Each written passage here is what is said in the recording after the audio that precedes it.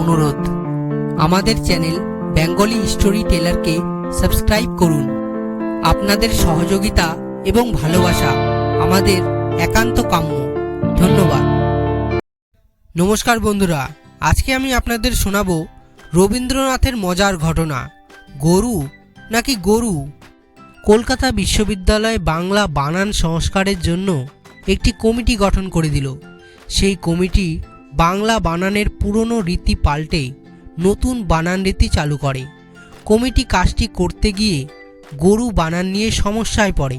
Committee ঠিক করে যে গরু বানানটি গরু না লিখে গরু লেখা উচিত, কারণ শব্দটির উৎপত্তি সংস্কৃতের গো শব্দ থেকে, আদিতে ওকার, সেজন্য এখানেও ওকার থাকা উচিত।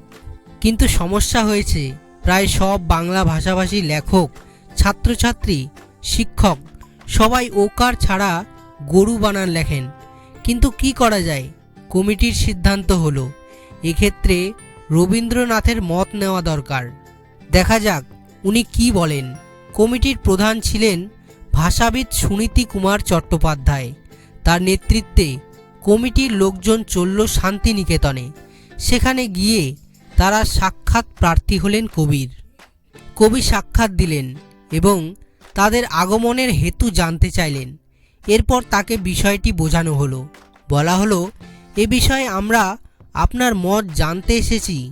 রবীন্দ্রনাথ ঠাকুর কথাটি শুনে মৃদু হেসে বললেন, তা তোমাদের ওকার দিয়ে গরু লেখার ব্যাপারে অন্তত একটা সুবিধাই হবে, আমাদের দেশের জীর্ণকায় হাড় জিরজিরে গরুগুলোকে অন্তত একটু মোটা ও তাজা দেখাবে। গল্পটি কেমন লাগলো কমেন্ট করে জানাবেন এবং ভিডিওটিতে অবশ্যই একটি লাইক করে দিবেন। গল্পটি যদি ইন্টারেস্টিং মনে হয় তাহলে বন্ধুবান্ধব এবং পরিবারের মাঝে শেয়ার করে দেবেন। চ্যানেলে নতুন হলে সাবস্ক্রাইব করে বেল আইকনটি বাজিয়ে দেবেন, তাতে পরবর্তী ভিডিওর নোটিফিকেশন সবার আগে পাওয়ার জন্য।